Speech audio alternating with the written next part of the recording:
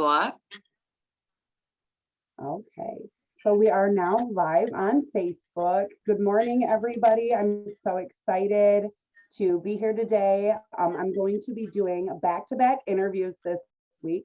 So a little new this week, doing a few different things.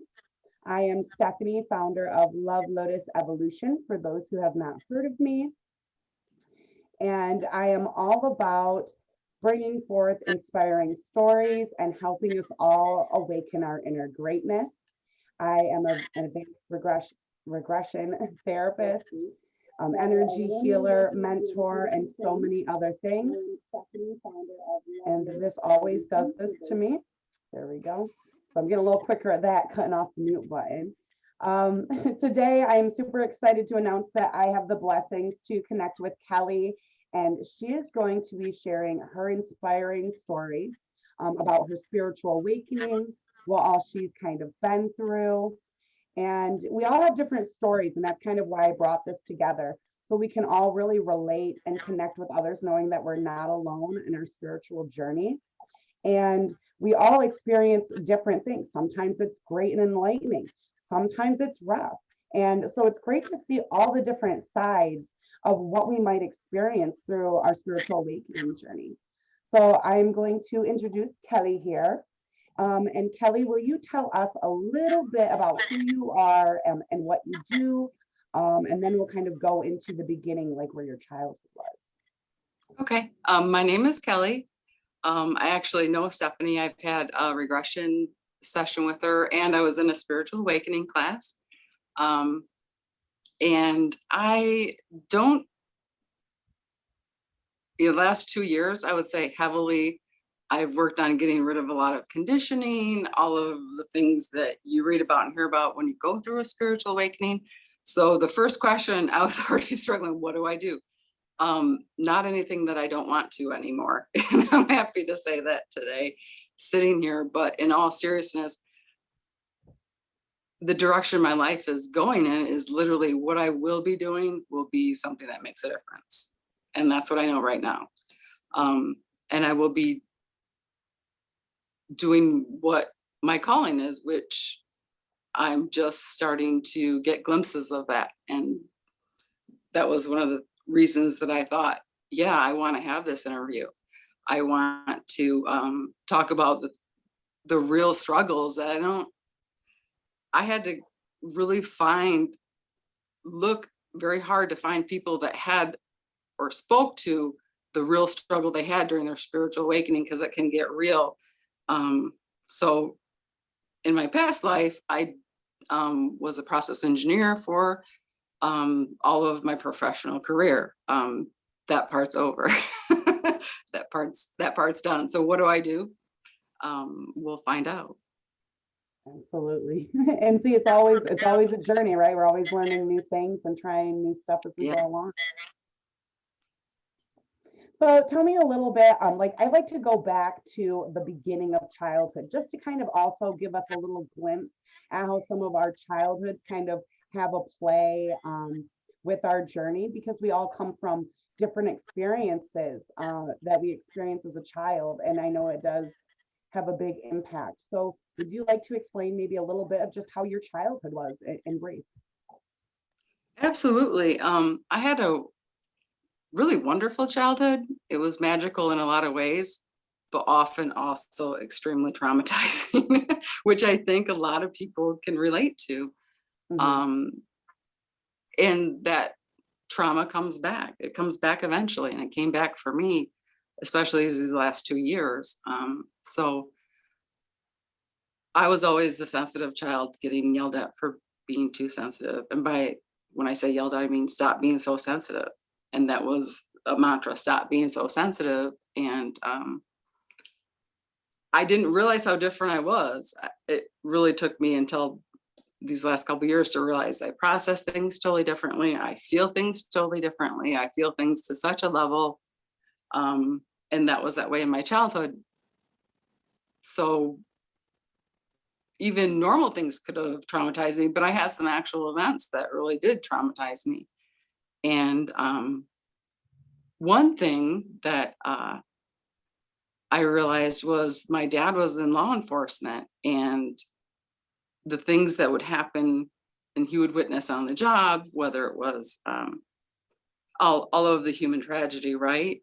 So those Mhm. stories, you know, I remember I have trauma from just hearing those stories, and I think I really tuned into them. I think I even probably tuned in too much and then had some energy right there with me, because I remember specific nights of, you know, trying to sleep, being traumatized at events that I knew happened. It wasn't like he Mhm. came home and shared everything, but if something big happened, they did have to call him in.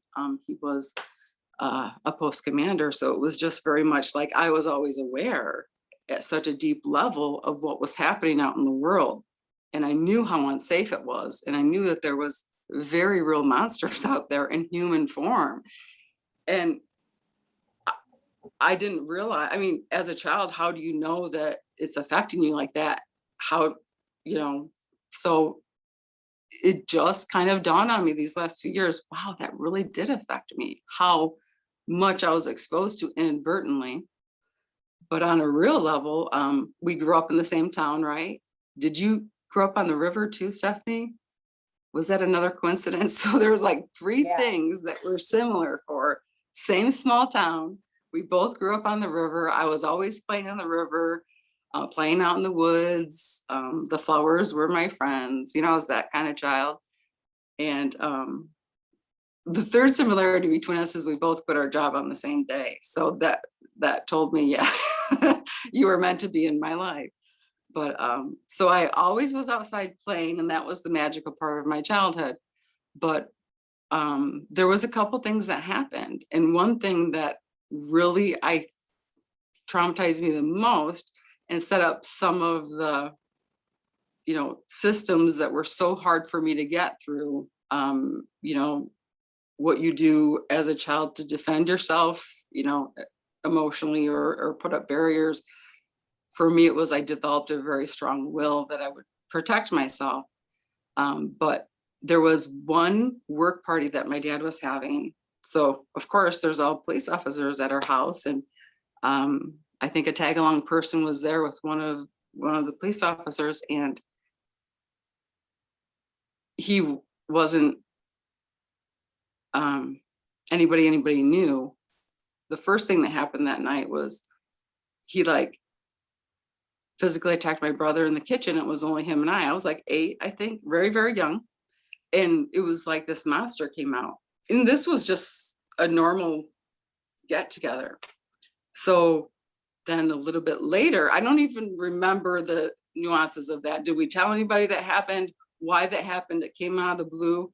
I was there for it and saw it, but a little later in the backyard, me and my little sister were there, and the same person was trying to convince her to go out in his car. And he was telling her I was standing right there with her. Hey, there's a piano in my car. Would you like to go see it?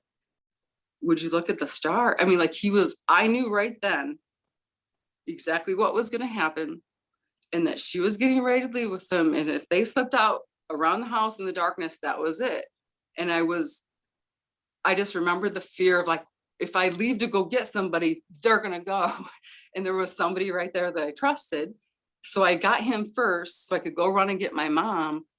And it was just, I felt like seconds saved her life. It was like I had it. That was something that I didn't think about for the rest of my life. I would remember that it happened, but then it came back for me so strong that I was in that position. And so then I realized that in a big way, that told me I wouldn't even be safe in my own home with my parents right there. Mhm. And I had to protect myself at all costs. And so therefore that will was born. I don't think it was the first time it was born either, but right there, that trauma, you know, never leaves your nervous system if you don't know that you need to get rid of it. It's in your subconscious, and it drives so much of your programming and systems. You don't realize it. You don't realize at what lengths you've installed these things to keep yourself safe. Mhm. So yeah, I was far too sensitive, and I learned a lot about the world very, very early. And I'm still learning how that affected me. And it's crazy how, like, even though, we don't know what's all subconsciously in there, and as we go along our, our journey and healing, it's like things just continue to go up. Like, we're never completely healed, I don't believe. Like, we're constantly making new experiences and constantly growing and remembering things. And as they come up through time, that's when we're healing them. Yeah. And of course, there's other traumatic things that happened to me, but that was one where I really wasn't safe in my own home. And yeah, it was, yeah, one of the more significant ones. But even when I have a memory of when I was 2, we had just moved into the house on the river, and my older siblings ran away and they took me with them. So we went out into the woods, and it was getting dark, and we're never going home again. I remember being out there. Like, I did not want to leave or not go home again, right? And so I Mhm. just remember my mom coming out and finding us, and she was not happy. Like, you wouldn't be happy if your children decided to take your 2-year-old into the woods, but I didn't know the difference. And so I think, it was just one of the things that always occurs to me. It's like, and what did that do to you? So, Yeah, and what was the yes, a few whole of those things, but collective I did have a thing? wonderful, Oh, sorry pardon? about that. What was the whole collective thing there where you and your siblings, like, obviously your older siblings had a reasoning of, we're running away? Like, what was that whole collective thing about? Right. So the whole selective thing. A collective. Oh, collective. Yeah. So I was caught in the crossfire of that, but it occurred to me that, yeah, that also made me feel very unsafe. So, yeah, my childhood, I was so sensitive, so open. Things affected me that I didn't even realize as an adult looking back how deeply I felt things. Didn't realize other people don't always feel that deeply. Mhm. It's pretty much taken me till today, to this time to really come to terms with how differently I probably process things. And it is because you are so sensitive, and you and I have talked about this when you and I first, when you were coming to classes and starting to do energy work and all of that, how we talked about how sensitive, not just to the, how sensitive you are to energy, picking up on these moments, like you're saying, these memories that are embedded. How you can remember at such a young age how sensitive you were on picking up on these energies, like things aren't right. And then how sensitive you Right. are, even, in the beginning you were to energy work and everything. So I would like to actually dive a little more into that a little bit. Um, Talk about, like, when you noticed part of, like, your bigger spiritual awakenings, as, like, because you and I have talked a little bit about, as your adult experiences, if you wanted to touch a little base on that, of, like, what was your kind of experience with your spiritual awakening, like your big rise. Well, I was raised Catholic, and I had really moving experiences in church often. And I equated that to the religion. Um, when my first big round of awakening, I'll call it, because it's much like healing. There's layers, there's stages, and you probably continually awaken your whole life. Mhm. Was when my father got sick and died. Um, he was literally planting strawberries one Tuesday, and within 3 weeks, he was diagnosed with pancreatic cancer and passed away. Well, of course, I felt the whole thing, right? We've already established that I'm not going to go through that experience and not feel the whole thing. So it was a whirlwind of emotions, and they gave him 3 days to live. We were at home with him, and the day that he died, I just literally felt everything. Um, Mm. you know, I remember, like, that day, I could feel he was one foot here and one foot there. And Whirlwind of he emotions.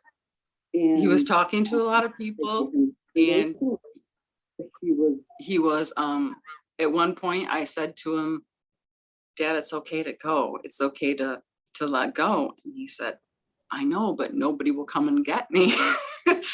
And literally there was a family member that asked, hey, can I have some, time? And as soon as that conversation happened, I knew, okay, now he'll be able to go. And he did almost within that half hour. And I knew when it was going to happen, and said, we need to call everybody in here. I felt it when it happened. Right afterwards, I felt him right there with me. It was incredibly powerful.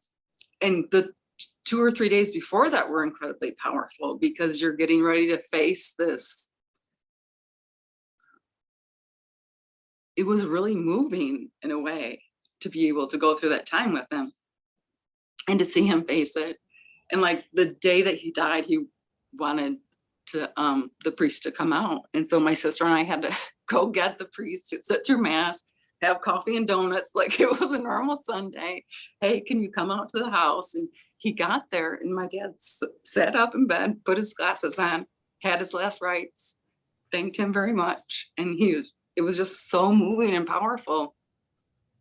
And that's when I knew, man, yeah, this is no doubt. I mean, I've never been able to like, a lot of people just don't understand me, and I get that, but I've just never been able to suppress how I feel internally. I just won't show it to the outside world. So I went through it with my dad. It did not surprise me, but it was extremely powerful. It was extremely powerful how close I felt his presence just wrap around me when he died. I also, his life, he impacted a lot of people. He really did. And just seeing that made me go, yeah, there's so much more out there. Like, look at the effect he's had on so many people. Yeah. And it just was, after that, it was hard to go back to church. And I went to the library. This was in 2006. I went to the library and got the one book I could kind of find by James Van Praagh, and I started reading it, and everything clicked. It literally said, he never has spoken to anybody that's passed over that said God was waiting on the other side to punish you. There's no hellfire. That is your own consciousness. And it just, my mind immediately realized that was a box I was in. There was a lot of beautiful things I experienced, but that was me. That wasn't the religion. And then I was mad at how much fear it had instilled in me. I was mad at how much shame it had instilled in me. All of the things that you would normally feel if you really had gotten conditioned that hardcore. But I was also very thankful, because I had a lot of moving experiences, because it taught me about love and God. And that's such a very good point to point out, is like, even myself, I wasn't raised Catholic, but I went through a lot of like the Pentecostal Christians. And that was, I feel like, our stepping stone to noticing that there's more to it. You know what I mean? We had to really understand and kind of question some of the things that we were being taught, especially when it came to the fear and like the shame. Because if, God or, is supposed to be so loving, why is all this fear and shame stuff being instilled into us, into our core beings, to stay on the right path, like the right direct path? And I didn't agree with that either, because I felt something just wasn't right. Yeah, I actually got yelled at by a priest in the middle of mass once. So I was late. I was a teenager. I was late. I think I'd been out late the night before, had to sit in the front pew. And I got teased relentlessly about this in school too. And like, I was picking up my fingernail polish, listening to the homily. He stopped what he was doing and looked at me and said, very loud, everybody heard it, would you stop doing that? And I was so mortified, embarrassed. It was horrible. And that's when I really, really realized that part was a farce, that there's n- some really kind, good ministers, priests out there, but that doesn't make them anything but human. Yeah. There's really no distinction. They're absolutely fallible and sometimes mean to teenagers sitting on the front pew. And Yeah. I refused to go back. I said, I'm not going back to that church. So And I can relate. I had an incident that, back then, like in a lot of religions, they believe in, marriage and not having children out of wedlock. And that was kind of my big awakening, is when the person that I had looked up to so much as like a mentor had told me that I had to give my daughter up for adoption because it was a sin to have a child out of wedlock. And, first it was fine with telling me that I shouldn't have any piercings because mothers don't have piercings, and, et cetera, et cetera. But when I was told to give up my child, that for me was like a big eye awakening. Like, you claim that this is a sin, but, I feel that everything happens for a reason, as it should. So to me, this is still, any child is a blessing. So to pin it I off, agree. like that, to me was like, I'm walking away because I'm not going to give up my child because it was out of wedlock. I was young, and so that was one of my biggest awakenings, that where I walked away. And then I learned to kind of just start questioning things, and I started to observe how a lot of religions, multiple ones through, all time eras, all connect in a way, but they're all branched off of spirituality in a way, out of the true essence. So there's always the truth in it, but then there's also a lot added to it as well, where we have to, feel out what's real and what's not, what resonates and what doesn't benefit us. Yeah, there's often a really huge filter installed in the middle. And so for me, cutting out that middleman was really beneficial because it's only Mhm. within, right? It's, Absolutely. we're all part of the divine, and I felt it. And the only real thing that ever did for me was teach me not to trust, and then I couldn't do it on my own. In Yeah, fact, I had already absolutely. done it a lot better on my own. And, so part of my confusion with clinging to religion through my childhood was like I'd had some really special moments. Like there was, um, my first teaching was God is love. And that's all I ever needed. It should have been, you're done. You're done. That's all teachings you need, Kelly. God is love. You graduated. But a very special prayer I was taught when I was in second grade by a nun, and I've kept it my whole life. And it's literally simple, and actually in some of my really hard times, that's my main go-to. And it's, God grant me your precious grace, make my heart your dwelling place, let us live together hence, you and I in innocence. And I remember that my whole life. If I cannot remember anything else, I remember that prayer. And so it was probably all worth it just for that. Because every time I Yep. say it, it reminds me to go back into my heart. And that's exactly where God is. And it's literally Beautiful. that powerful. And isn't it interesting how you were able to find that one positive thing through the whole experience? There's one thing that you did really take from it that still carries true to this day. Yeah. Because God was there. Those weren't his teachings. Not all of them. Heavily edited sometimes. Hmm. Absolutely. And That's just it's my like I've truth, learned my that, experience. Pardon? it's all about the perception too. I've learned like a lot of these different ways. It's all about like building our different, perceptions, and how we can all kind of like relate and understand it. Right. I think there's a lot of things that are really good about churches, the community, people helping each other. All of that stuff is really, really good. And in some people, that resonates with them. Religion resonates with them. They're comforted by it. I just quickly learned it wasn't for me. Well, not quickly, no. but I'm a slow learner, so maybe for me it was quick. You're so silly. So past the part there with going to church, do you want to explain a little bit more about how sensitive, since we talked about how sensitive you are to energy, I do know that you kind of had a few experiences with Kundalini awakening.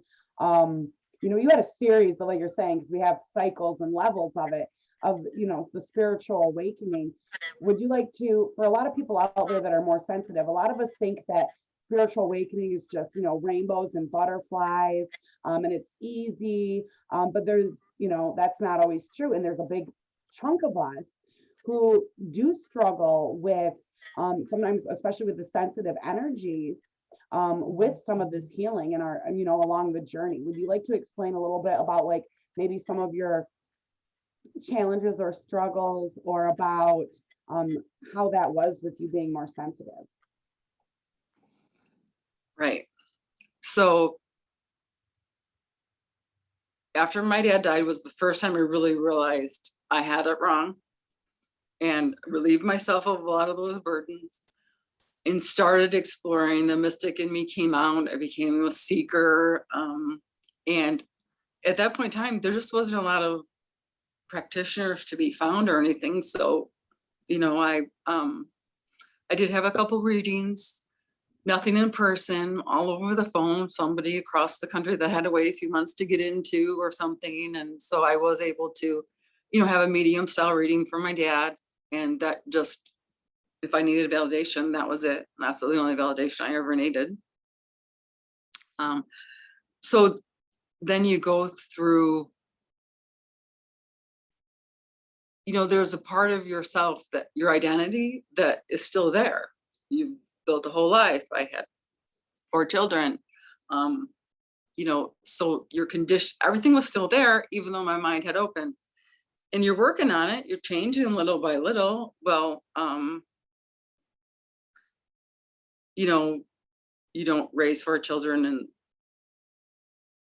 in a marriage without just having the normal stuff, right? Trying to live, pay your bills, have a job, all of those things. But at some point, I reached critical mass. And I call it critical mass because it was literally like, everything, all of the baggage just from having gone through my life, not understanding myself, not understanding how sensitive I am to energy. And of course, just like you read and hear about, everything in my life was screaming at me that I needed this change. I had debilitating migraines. I had a job that was enough for 3 people. I had a husband that was very sick. And so I was very scared to quit the job that was enough for 3 people because of fear. And because of kind of the way it's set up to keep you in that loop. What are you gonna do without health insurance? What are you gonna do about all of those things? It keeps you there while everything's killing you. And kids were going through teenage, it's just normal life stuff. My dad had passed away. I mean, there's things that happen. Well, you think you're getting through it. You think you need to get up the next day and try harder. And I had gotten myself through a lot. I also had a child out of wedlock. I was pregnant by Christmas break my freshman year of college. So I had been through that. Sorry, that was getting myself off topic. But so I obviously had been through some things, and I reached this point where I was very, very sick myself. I literally found out my head wasn't on straight, which was one of the components of having debilitating migraines, which set me into about, and I make that joke that my head wasn't on straight, but part of checking off the checklist of trying to get better was seeing a chiropractor and he looked at the x-rays and said, Kelly, you see, that's your C2. You see why it's so much bigger? You know, you see that it's so much bigger on this side than it is on that side? And I was like, he's like, because your head is literally askew. And he said, and it's been like that for a long time.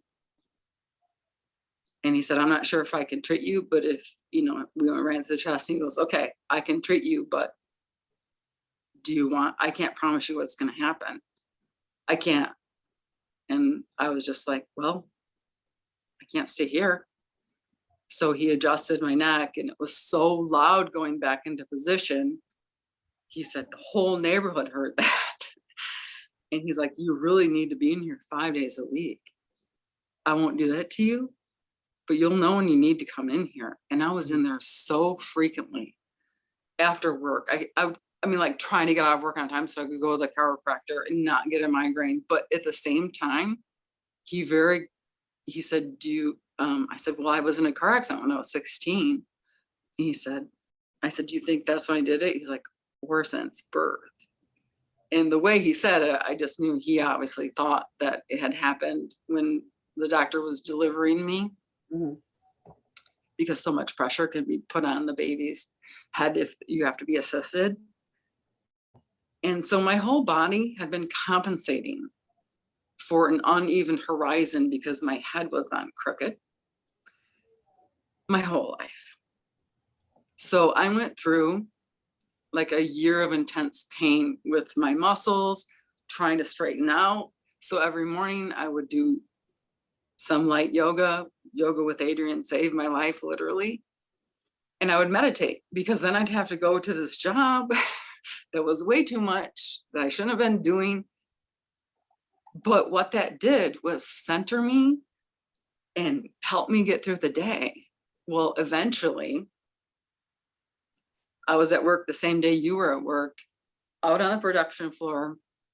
Sample was running, and it was actually, I won't tell the story, but a significant issue for me. I felt it was a significant safety issue enough. So just things started crumbling. When I say things, I just meant like I started shaking and things were crumbling, and I just walked off of the floor and walked out the door.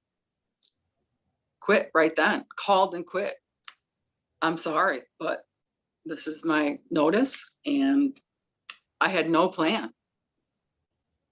But at the deepest level of my soul, I could not do that anymore. And it's like if Jaws, the movie where they're like, he's not going back down with 3 barrels on him. So that was like my life was doing that to me. Like, but I kept going back down. So when everyone talks about the death of the ego, I didn't really relate to that. I'm like, I've never thought I had an ego. Well, an issue with it. Everyone has an ego. Mhm. But then I realized, okay, ego means something different, but then I still didn't relate to it. Then I realized, no, Kellyanne, this is your will they're talking about. And my will would have killed me if something didn't spontaneously happen to me, because my will was so strong. It was formed at such an early age. So once I started resonating with, they're talking about your will, how you have to control everything to keep yourself safe, how you won't, all of these things. So that was that was the start of my real the spiritual awakening that kind of plummeted me into what was a Kundalini awakening that offered some instability, because it was pretty spontaneous. And well, I'm willing to talk about that. Maybe if this is 101 in the next second or third phase, but I'll just say, yes, that happened to me. I didn't understand that that could happen to you. I didn't understand that there would ever be a point that I would not be in control of me. And that was a big thing for me. So then after that, thankfully, I went to a fair in Kalamazoo and stopped by Jennifer Passavant's booth, and she's the one that very kindly told me that. And I was so thankful because I knew something significant had happened. But that was a validation that I really needed after experiencing so much instability. And then that set me about, okay, what's happening with you right now? Why can't you be okay? Why do you feel like, everything crumbled right then? It had to, because I wasn't going to let it. So all of a sudden I had no interest in any of the things I had.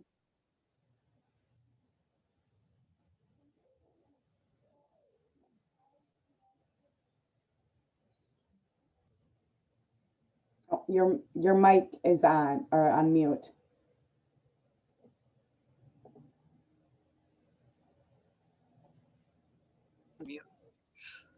There you are. I cut out for a minute. It started spinning on Mm. my end. So I don't know what happened. Yeah, cut out real quick and came back. And so I don't remember when I realized I was having a super intensive dark night of the soul. I hadn't even heard that term before. I hadn't seen it. I hadn't seen anybody speak to it. I had no idea how painful it would be. And for me, it was extremely painful. Extremely. And there were people that said, no, spirituality isn't supposed to be painful. I think you're doing it wrong. I was like, no, it's extremely painful, because you have to realize everything that you thought was wrong, the way you looked at things was through condition, and that wasn't ever you. You just kind of have to come to terms with so much. And there was a lot of trauma that I hadn't recognized, that I don't think a lot of people, you not trained to. You think you got through it, and you're good. Like, look, what a rock star. I got through everything, I just thought, because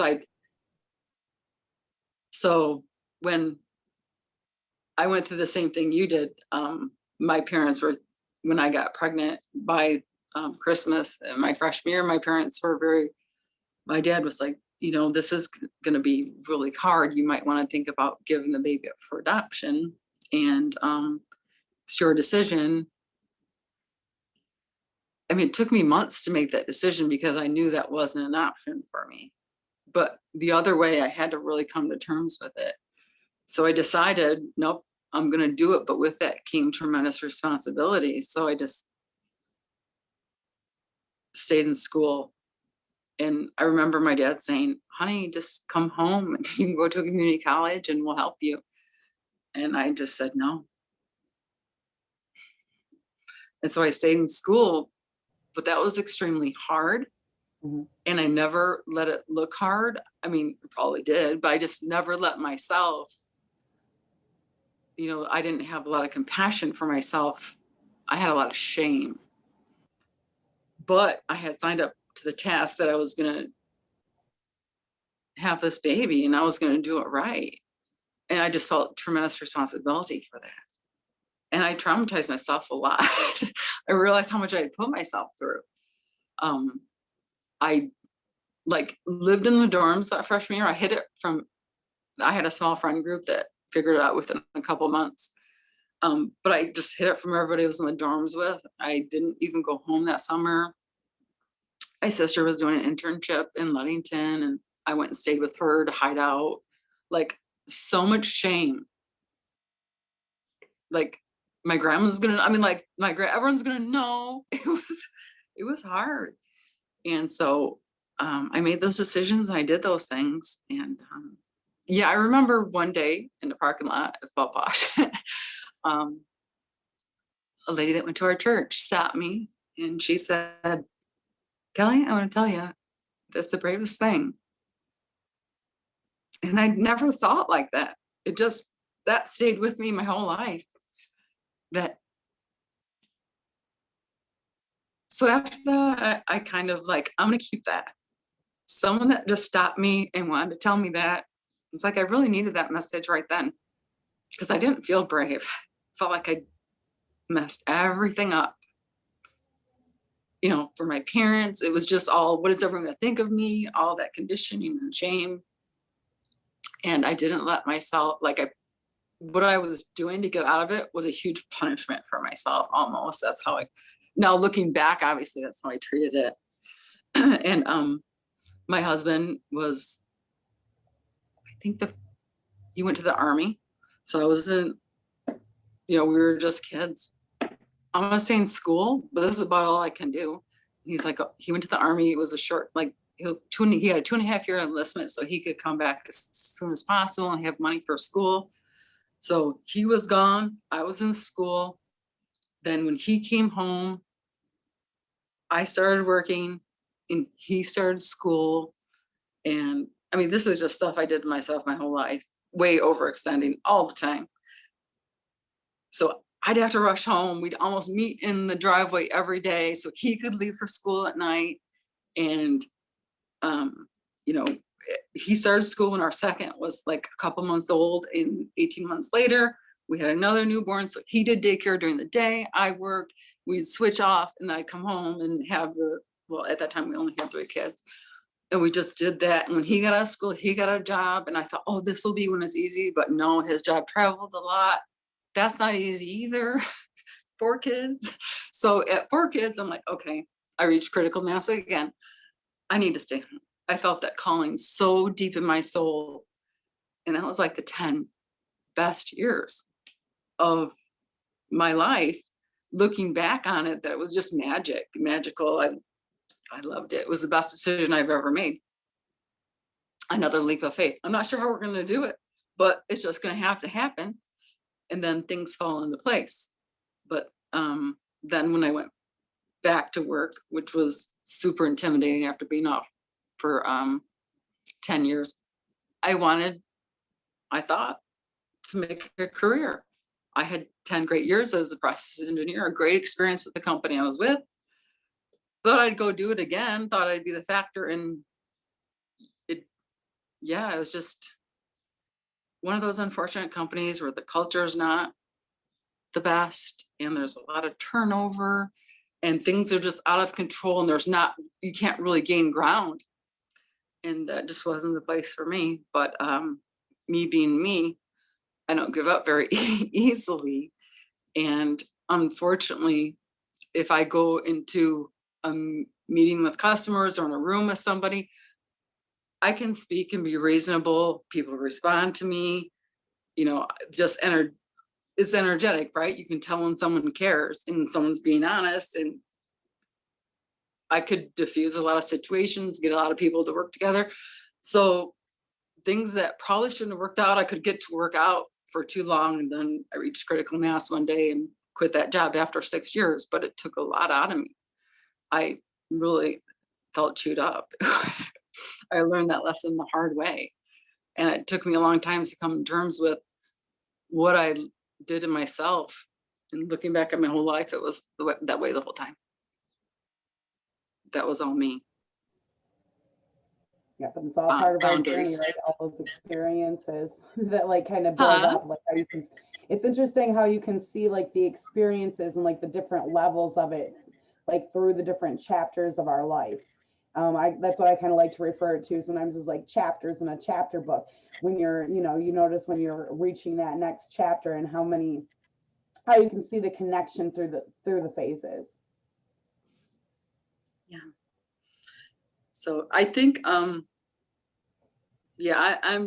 definitely done with that. When I left that job before I knew I was going to be thrown into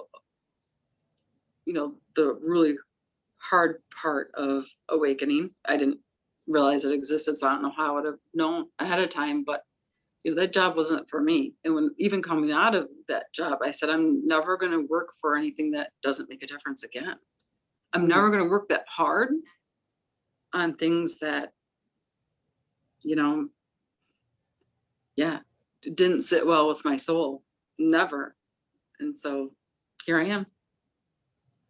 This last 2 years has been a lot, but knowing you as for the time frame that I have, like just seeing the growth that you have gone through and like the clarity and like your confidence and everything that you've been working on from the beginning to now. It's just tremendous growth that I've seen. And I just wanted to compliment you on that because you have grown and like flourished so much, especially like reaching out more and being able to share your story. Because like you were saying, maybe like in the future, or if people are interested, you know, hearing more on like a one-on-one with about your story more in depth, um, is I just know it's going to be such an eye opener to so many people. So speaking kind of branching off of that, um, since you said you mentioned before, and it was funny because you were at the event this weekend, you stopped by and I was there and a lot of lovely people, and Jen Pass event was there too. And you're stating that, you know, she kind of opened you up when you went through for a reading. And so that kind of goes into like the next question of, you know, what inspiring people, books, etc., that have made an impact on your life. Um, I know we have, like I said, Jen Passavant in common, and then we have, I'm sure, you know, Kathleen Sherman. She's amazing too in energy healing. And you had some work with her this weekend. Would you like to explain maybe a little about like your healing journey there? Like, how was like your experience with energy healing, or, you know, these card readings that really made an impact on these people? Well, I have made it, like I said, I was a little bit of mystic. I wasn't kidding. You know, I went to see Kathleen because she was on my list. Well, as soon as I saw, I'll go back to the beginning, get my thoughts in order, that the Gifted Healing Arts Center was going to open in Charlotte, I was amazed. There's going to be a place like that close to me. I went to the grand opening and I walked in and I saw Kelly Piper and she looked at me and I said, hi. And she's like, do I know you? Because we just had this instant. I was like, I don't think so, but I get why you're asking me that. So I've had extremely good Reiki and mentoring, a couple mentoring.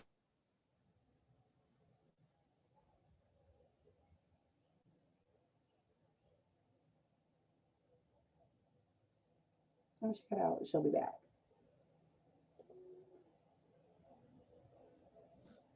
It just started spinning again. I'm sorry. Yeah, it's all right. So can you hear me? Yeah. Okay. So just meeting Kelly, Denise, they've been extremely important in my journey. Their Reiki is incredible. After I had the first Kundalini awakening experience and I went in there, they helped me so much. Some pretty intense experiences, but literally it made me feel like I was going to be okay. It made me feel like everything was normal. It told me, okay, what happened to you was real and you're going to get through it because of all of the,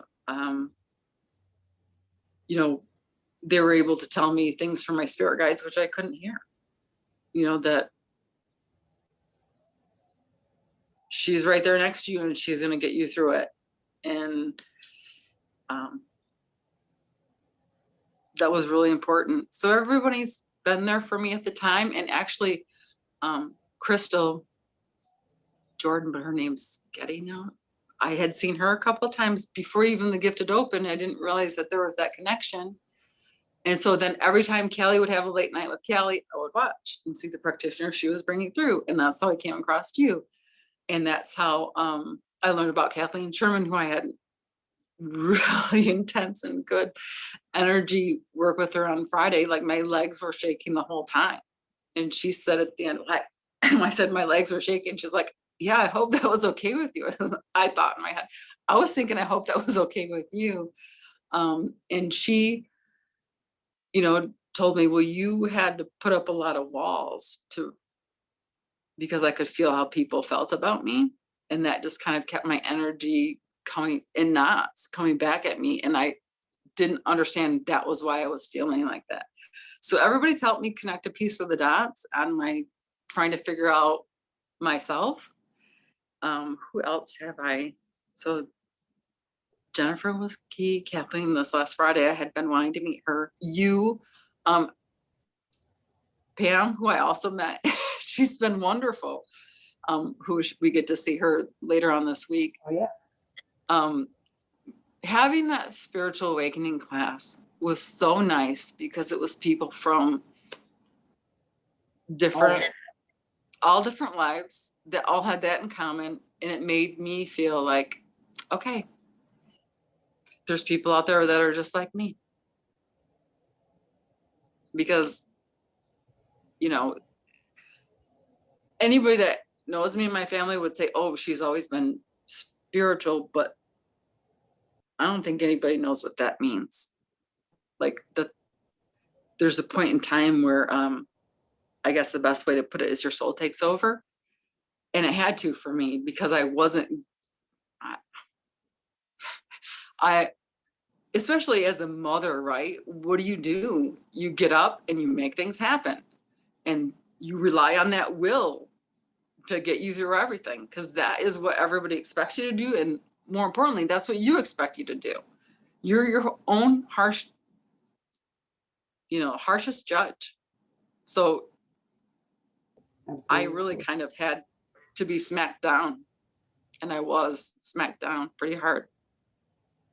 I mean, I've noticed that happens with a lot of us that are stubborn because I mean, I had to be smacked down multiple times too before I was like, enough is enough. And that's what I've realized a lot with like a spiritual awakening is that, some people come in with a very profound spiritual, like awe-taking moment. And then the other hand of us are, drugged through the mud and given the shit stick and beaten with it. And, until we're ready to be like, I've had enough, something's got to give, and then we really, have that 360. Yeah. So I've, anybody I've came across and Meg, I also, with the spa nights, Meg. I was able to meet her, like anybody I meet. Stacy, the crystal lady, it's all made me feel like really good. Every time I go into the gifted, it's like the vibrations are free. I could stay there all day. Mm-hmm. And it's really interesting, like just in this time frame, we're really seeing everybody grow and evolve so much. So like the Gifted Healing Arts Center that we're talking about here in the interview is over there on 111 West Lawrence in Charlotte, right across from the Orange Courthouse. For anybody who hasn't had a chance to stop in there, come check us out. They're open Wednesday through Saturday, noon to 6.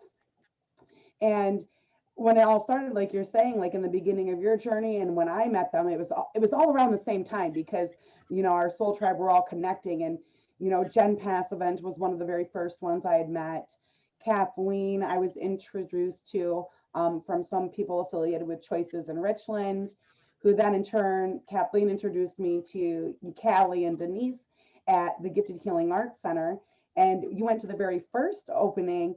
And just since then, in this last year, even though COVID, drug a lot of people down and like put a halt to a lot of things, we actually ended up expanding to the building next door as well. So Callie and Denise and Andrea is an amazing, massage therapist and truly gifted with her energy work too.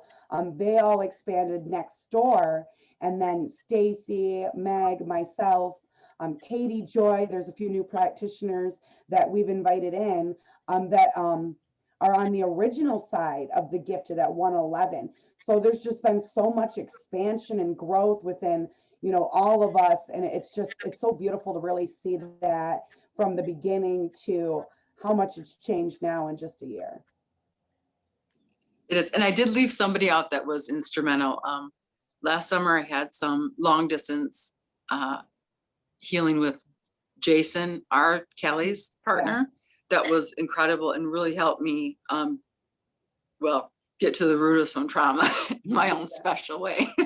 But it was also very I've never went to anybody that wasn't instrumental. And I always kind of keep my eye out. And I've also used to learn to use the internet to my advantage, where Facebook, I use it for just all of the spiritual forums and people. And so that's just like my feed. And it's every time that I needed to, I went and found something I needed to see that day or read that day, and just kind of let another, actually, one of the profound things that happened within the last 3 years maybe was, my husband had some extreme health issues, and well, I did too, but realizing your conditioning and what you're taught. A significant time for me was realizing how sick the prescriptions my husband was taking by his doctor was making him.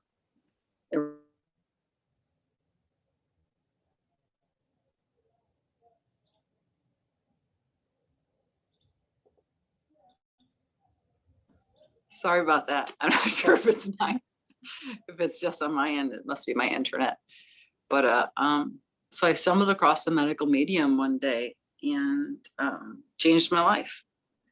Taught me how to take control of my health. And I had kind of like, when I realized what religion had done to my life, I realized what some of the paradigms we live in within the medical field, how it's not pointing us in the direction of health. And I was mad for a long time for that too. One day I realized, I looked up my husband's prescription, and I'm like, you have everything that's listed on this as a side effect. It's not a side effect, it's the effect. It has made you sicker than what you were. And that was the first step. The second step, I found the medical medium, Anthony William, and he taught me how to be compassionate for myself with my health issues. And I'd never thought of it that way before. And I was probably the most angry with that field for a long time. So much so that when we'd have to go to my husband's cardiologist, he would talk to me on the way there to make sure that I would, not like I'm a mouthy person, but that I would be respectful in the doctor's office, because I was extremely upset with just how his health, I realized, was the way it was because of a lot of medications he'd been prescribed for symptoms. Mhm.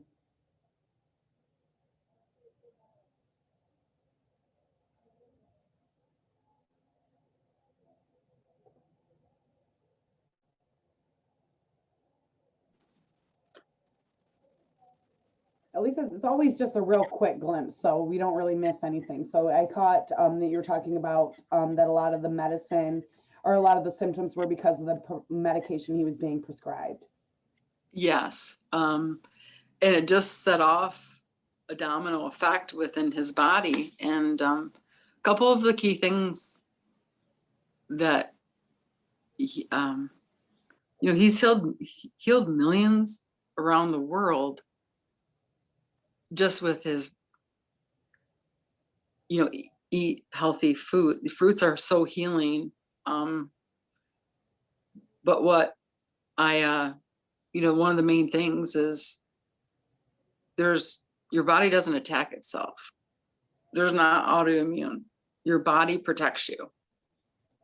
We need to be in tune with our bodies. And the fact that if you're told you have an autoimmune disease, you think that you are powerless to heal yourself. You will never heal yourself if you literally think you have an autoimmune disease and that your body is attacking itself. Your body would never attack itself. It is here to protect you. But what does attack your body? Viruses attack your body. Chemicals. Trying to find food without chemicals in it? Good luck. Mm-hmm. Our food supplements are really important, but guess what? If you're not taking a clean supplement, you could be getting things from China, maybe with pesticides in it. It's really scary. You could be doing much more damage. Mhm. Yeah, if anybody's out there struggling with your health, go to him. What's I his used name? him exclusively as a doctor for the last 3 years, period. I mean, I'm like, I'm still not quite over it. I was so angry, and the medical profession has saved my husband's life in emergency rooms. Long-term care, when you have a chronic illness, that part is what needs some work. And surgeries and prescriptions are not going to fix it. And who's the doctor that you're referring to again? What's his name? The medical medium, he's Anthony William. He's written a lot of books are all on the New York Times bestsellers list, and I he's think I have a book for him. The medical medium book, right? Where it's Yeah. like the blue rib cage. Yep. In fact, one Sunday morning, I woke up and just saw a little blurb from him that said, "1 glass of celery juice will change your life."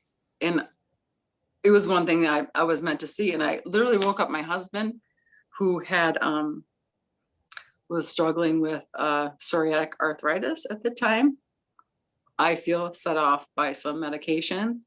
He couldn't walk down the stairs in the morning. He would have to go down sideways. Within 2 weeks, he could walk on celery juice. He could walk down the stairs. Oh, wow.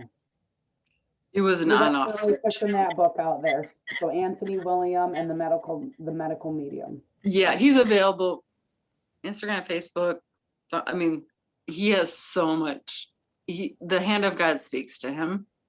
And so I'm like, unless I need something else, I probably won't be going to the doctor. Like I'll have to have a real reason to go, because I've been healthier since I've really learned how things work. But yeah, I was so frustrated in my career. If you send a bad part to a customer, one bad part that's maybe less than $2, it could be that ridiculous, and your customer was mad enough about it, you would have to do a root cause analysis and prove to them this is never going to happen again. You're never going to have an escape. You're going to go through all of these things to prove to your customer that your quality system is going to be able to, well, that your system is robust enough not to produce the part, and that your quality system would catch it. What do doctors do? They spend 6 or 8 minutes with you, talk to symptoms, no root causes, and they have no burden of anything else. Because if you don't get better, have you been taking your medicine? Have you, Yeah, have you been putting on your Band-Aids? And there's doctors out there do care. So I'm not really trying to talk about that, but I'm just saying we all need to wake up to that's really what's happening. Yeah. And that's not okay. It's just not. And there's a lot of misinformation there that aren't even their fault. Like the medical medium says a lot of times, people have their hands on the scales. It depends on what industry did the research. What research did they want? Who got funded? Who wanted the result to be a certain way? Were they the ones funding it? I mean, I was, really, really angry when I saw the result it had on just our family. And all the medical bills for 10, 15 years. When we finally found out like an underlying issue was my husband had Kawasaki's disease as a child that was undiagnosed. And was probably the main reason for some of his symptoms. But just all of the prescriptions that are handed to you and you take and you know that they're all caustic.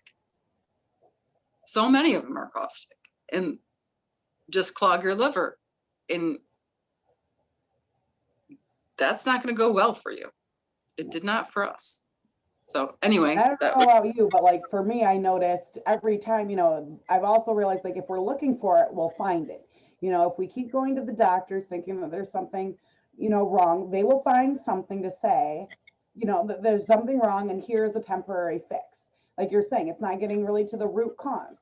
So like a lot of autoimmune disorders, like I personally have, been on that journey. I was diagnosed type 1 diabetic 6 years ago. I walked into the ER and they had no clue how I got it, why I had it. I should have been in a coma, blah, blah, blah.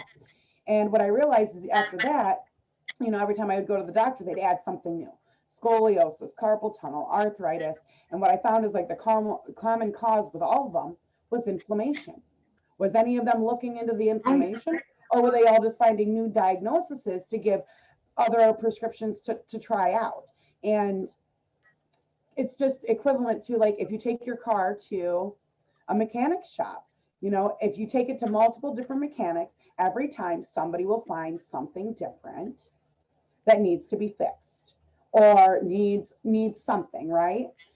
So I feel like part of it is also linked to like that placebo effect. How many people are given sugar pills and Right. actually they realize that they're healing themselves because they're putting that thought and that intent that this sugar pill is healing, it's healing me. Yeah. But really all they needed was celery juice. And there's a lot of, part of the problem is there's so much overwhelming information and conflicting. So once I realized, no, he's the guy. He's the guy for me. Nothing has ever resonated so strongly, and everything he says makes sense. It opened my eyes. It really allowed me to think about what was even going on with me, which, if anybody's been through a spiritual awakening and lived in, I'll say the United States because I can't speak for other countries, you can have crippling anxiety. What happens when people have crippling anxiety?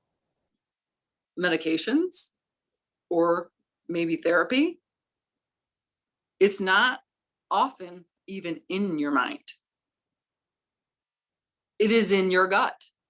It is in your nervous system. I had to find that out for myself in these last 2 years, that no, my anxiety is based on a gut imbalance, and I have so much trauma in my nervous system. So thank goodness for things like YouTube, where I can go and find the practitioners that have the videos that will talk me through the exercise. There's a lot of eye exercises you can do for PTSD. There's once I realized how prescriptions affect my gut balance, and I could take the right supplements. And I got really good at intuitively taking the right supplements. I found like Wim Hof with his breathing and cold therapy. I found out cold therapy helps me so much. So I don't go into, I don't wash my hands without putting cold water on my face, because that helps my vagus nerve. Then I found out about the vagus nerve. If you do exercises to tone your vagus nerve and get it healthy, it is going to go do so much for your anxiety.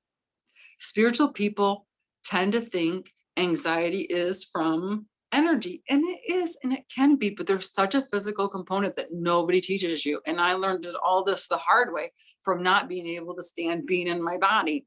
And I didn't have a great relationship with my body. I was a walking head. I was so disconnected from it, right? From trauma, so you just stop connecting with your body. So for me to get back in it at all, I had to really get rid of the overriding anxiety. And I think I had some low grade inflammation in my brain that was just from, again, living in the environment. There's so many chemicals and heavy metals that get in our system and clog our liver. It's in our food. Look at, it's really hard to find any products. You make some for your skin. Your skin is your biggest organ. Look on the back of your lotions, look on your hairspray. Look, I've started to say to my family, if you smell it, if you smelt it, you've dealt it to your liver. Because if you smell something, your liver is now responsible for filtering that went into your system from everywhere. So I've just had this, I guess I've spent 2 years becoming my own, one-stop shop for things I need to fix in my body, because I wasn't coming out of that situation and realizing how much money and resources it was going to take to go to a doctor for 8 minutes to not really talk about anything but my symptoms, when I can go to an energy healing and walk out of there, like I did with Kathleen on Friday, a new woman. you know, or be guided to find the right video on YouTube that teaches me breathing to help with my vagus nerve, or the pressure points to help with your vagus nerve, or that, hey, you have a vagus nerve and it's really going to cause you a lot of anxiety if you don't, or how to massage your stomach. I mean, like, there's a brain gut connection, like all of those things.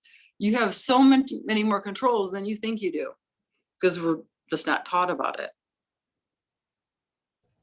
Absolutely. That is such a good point, because it really is all connected, like the whole mind, body, soul. And they're always telling us that we have to have that in balance together and sync in order to even feel right.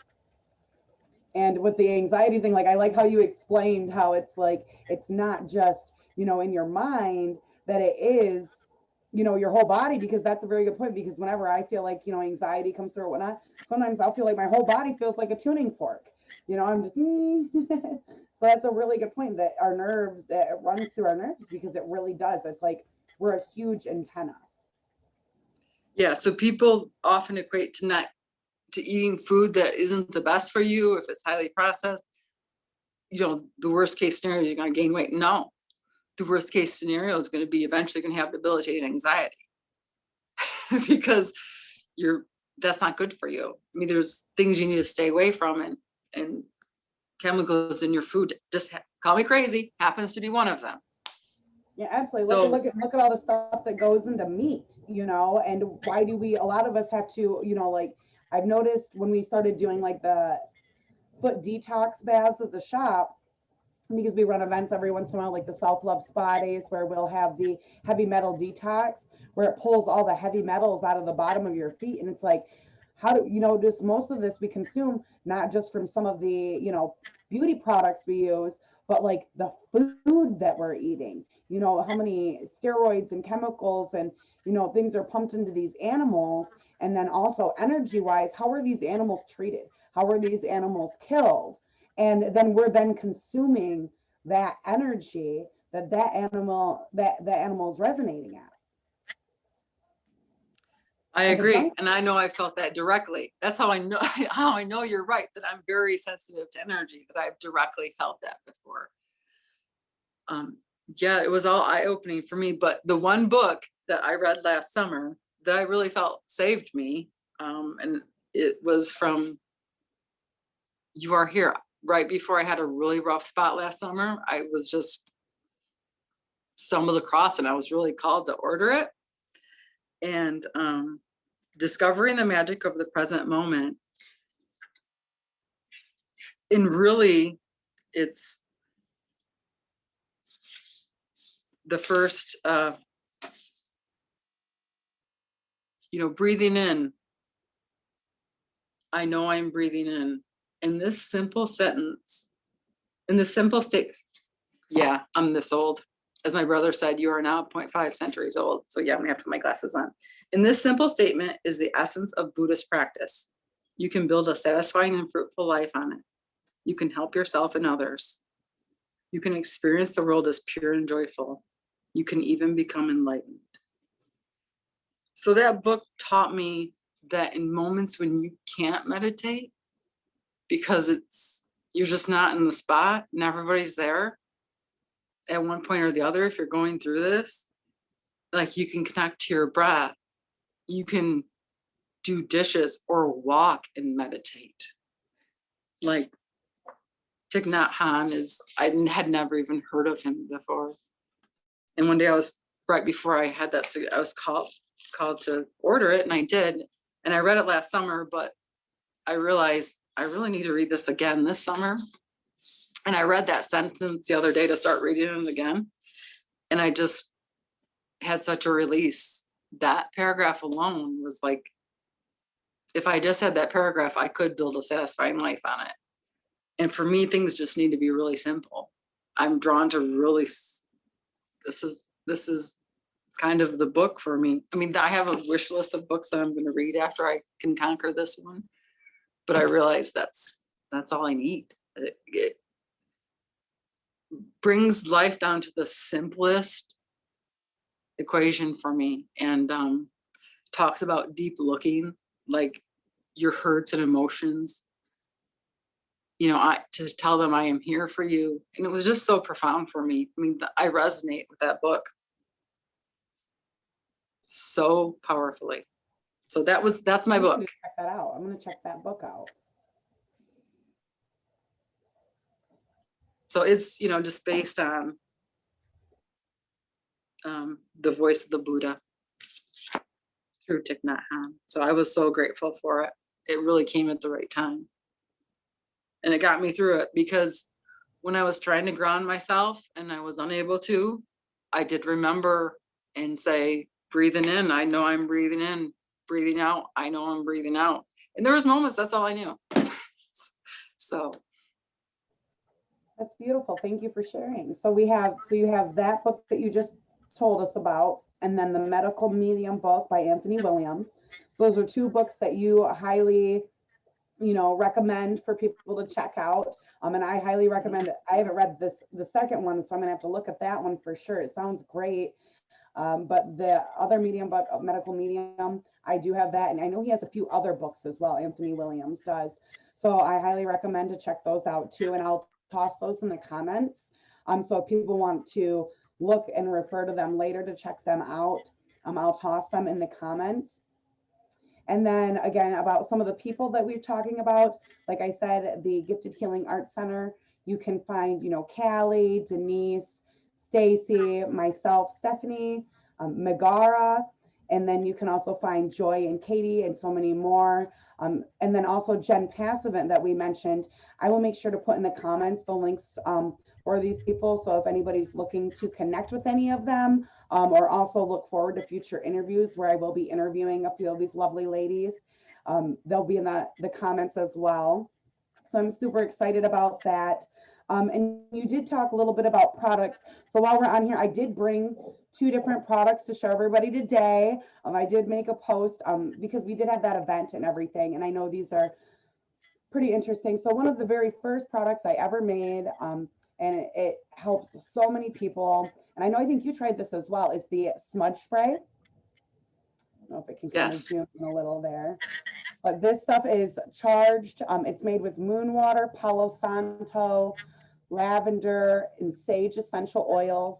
And then it's also charged under that full moon, and it has quartz and obsidian chips in here. And this is great for cleansing your aura, cleansing your space. It's kind of like a smudge alternative.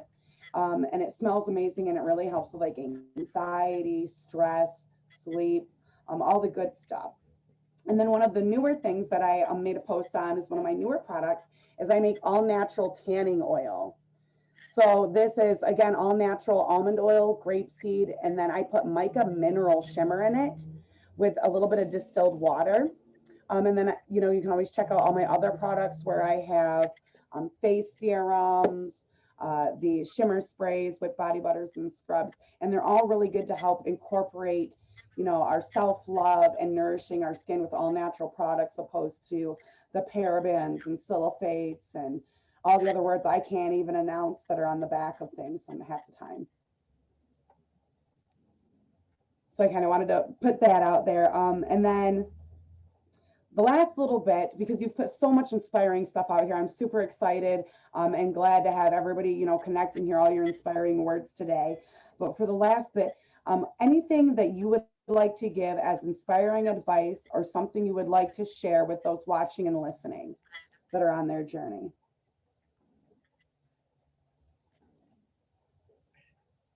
Let me.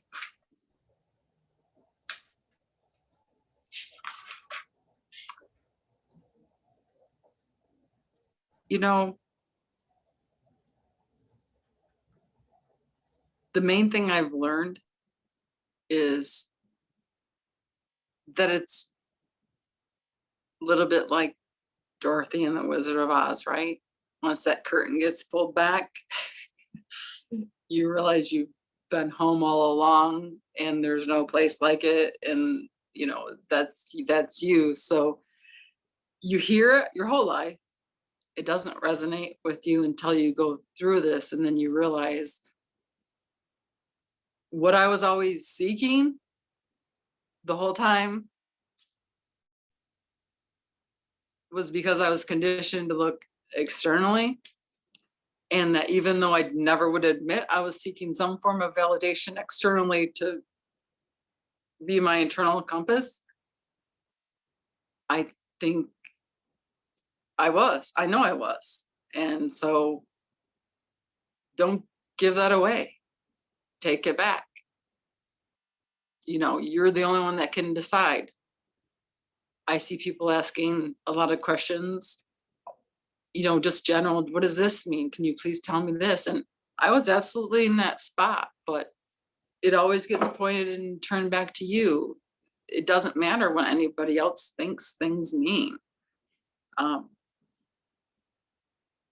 every once in a while, you do need a validation because maybe your life's blown apart and you're not sure what just happened. It's okay to seek that. Um, but it can't just be all that. It, you know, if you come to a point where um, everything really sucks, that's a good start. That's a good start. You've reached critical mass. So now you get to get rid of anything that was weighing you down, which usually turns out to be everything. So anyway, that was my experience. Yeah, and I know we can all really relate with that because I mean, it's not always, you know, rainbows and butterflies, even though that's what we sometimes people think it's painted out to be, but we got to go through the rough stuff too. And, you know, to be able to understand how we all can, you know, go through that is a big thing for us, especially in the beginning of our journeys when we feel like, am I crazy? Am I alone in this matter? Does anybody understand me? And the longer we go through our journey, the more we connect with more people where we're like, "Oh, thank God I'm not alone, you know, like it feels so great to finally, like you say, come home and connect with like our soul tribe and just the beauty and the love of it all instead of the fear. Yeah, I absolutely agree. So, you know, just freedom. That's what I'm starting to feel. Mhm. Absolute freedom that I've always craved and rebelled against, but I didn't understand that it was, I was conditioned and it was my own, you know, walls the whole time. It was me the whole time, not realizing. So that's what consciousness is, right? So I've Mhm. developed that as a habit. Maybe this will help somebody. Once I realize something, that's the good first seed that, yeah, I do that.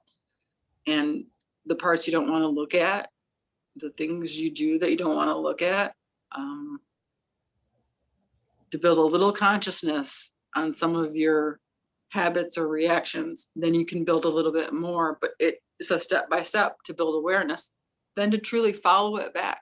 Why are you feeling like that? There's always a reason. Um, and I also taught myself how to respect your emotions and know that they do come and go. So if they're here, okay, you're here with me, and they will go. That's what they're meant to do. Old me, you're not going to know I'm having an emotion. It's going to be behind that. And I could have a whole different feeling than you're seeing. And everyone has confirmed it was like that. So I know I was really good at it. Mhm.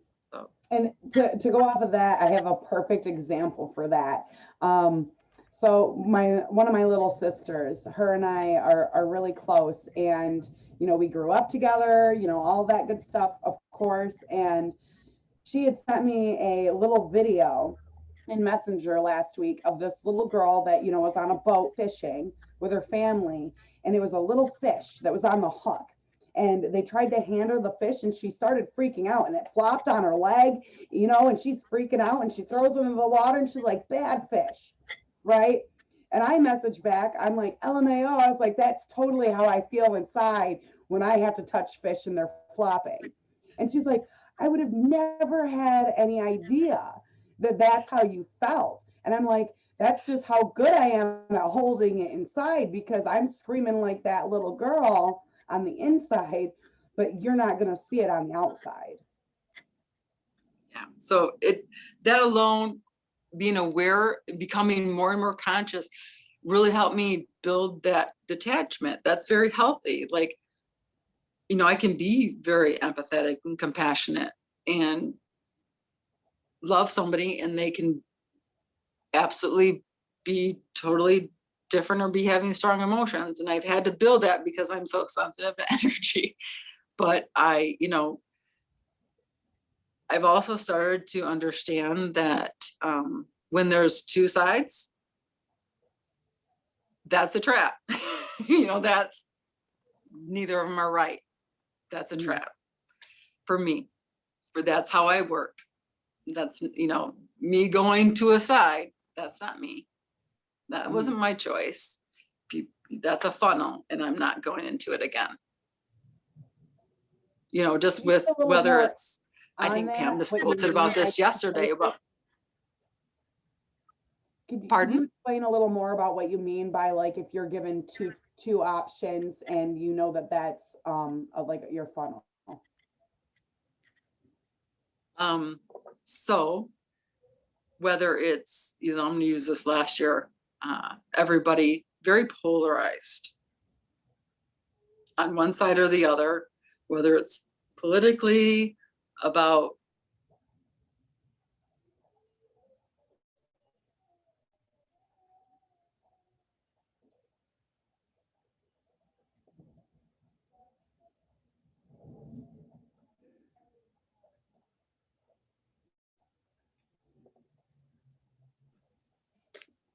I'm pretty sure sorry, it's the storm that's kind McDonald's of, Wi-Fi. Huh? I think it might be the storm too, and like all the clouds, because it's It pretty might stormy be. over there. I've never get kicked off. We have good internet actually, so I'm not sure what's happening, but It must be our just story. pardon? I said it must be our story because sometimes it, always interferes with electronics from time to time. Probably. No, just the polarized world of this last year where how many I could rail off 5 examples of mask or no mask, vaccination or no vaccination, who you're gonna vote for. That's just absolute polarization. And I'm gonna say that yeah, I just feel that people don't realize they're being funneled into one side or the other. And I've learned a lot about perspective, a lot about everyone having a different perspective. And I've been practicing really having compassion for somebody, regardless of how, of myself, of being able to, if somebody's triggered, just having compassion for their situation and their level of consciousness and their life that I know nothing about. Mhm. And not to engage in that. But I've just realized that is a trap and it's designed by somebody and it wasn't me and I'm not entering into it. So that's what I Absolutely. meant by that. I'm glad you broke that down because I was like, just in case, because Yeah. I think that's what it is, but I don't want to assume. So I'd rather you explain Yeah. it. But I'm glad you explained it that way. For me, Yeah. it's a trap. And that I'm no longer going to engage in. I don't think I really did before, but I definitely, in fact, I'll openly practice. Any of my Facebook friends that are feeling very strongly one side or the other, if I read it and anything comes up for me, that's an opportunity for me to practice. Why did that make me feel like that? Oh, I don't really feel like that. So I can get rid of it because I'm not going to go there. I'm not going to fall into what I feel is, a trap that a lot of people are in right now.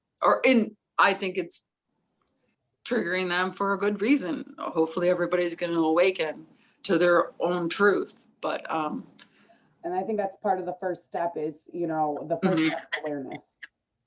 Yeah. So no, this has been a perfect time for me. I was already at home when everyone was told to stay at home. And I was already going through a lot and it gave me space. Everything kind of shut down and I didn't have to worry about a lot and I could just focus. And a lot of people have had a really, really hard couple of years. I have great compassion for that. I can't imagine. It's hit everybody hard. Their life as they knew it stopped. And that's really hard for a lot of people to deal with. The Mhm. quiet, the identity they had not being there is really scary. Yeah, it was like a big rebirth or like an awakening in a way for a lot of people. And it was like a make or break it, Yep. there's a lot of people, that just don't know what's going on, and they're, snapping from it, thinking that they're going crazy. And then there was others that were having the enlightening moments. And then a lot of us that had some type of awareness were catapulted forward into a lot of our healing and, trying to, recreate ourselves in a way, because that's what this really is like, it was like a big major rebirth, so to say. So I'm really glad that we could all really connect and understand that. And I want to say thank you again so much for joining, and sharing so much inspiration and, parts of your story today, and really wanting to connect and get out there, and help resonate with other people. Well, thank you very much, Stephanie. I've definitely looked up to you doing all these interviews and just putting yourself out there so bravely, that I consider very bravely. So you definitely inspire me. Thank you. Yeah, I kind of learned, it's kind of like what you're saying, is that detachment, where I've just really gotten to that point where, we feel that anxiety or we feel like a little nervous, but I'm like, I'm just going to take a breath and step at the same time. I just show up, no expectations, just like all of these interviews are unedited, unfiltered. So bloopers go throughout. It doesn't matter. Like, that's showing us the raw, genuine, authentic us. And that's what we all need right now, is to just allow ourselves to be our real authentic selves. And if we don't know who that is, within ourselves, it's time for us to find it. And there's nothing better than I agree. I inspiring. absolutely agree. Beautiful. Well, is there any last, oh, she popped off. There you are. So are there any last Talk about unedited? Yeah, sorry. It's all right. Are there any last things that you would kind of like to share at all before we end our little interview today? No, I thank you very much for this opportunity. We touched on some of the reasons why I felt called to talk about, if I've had this hard time, there's other people out there. And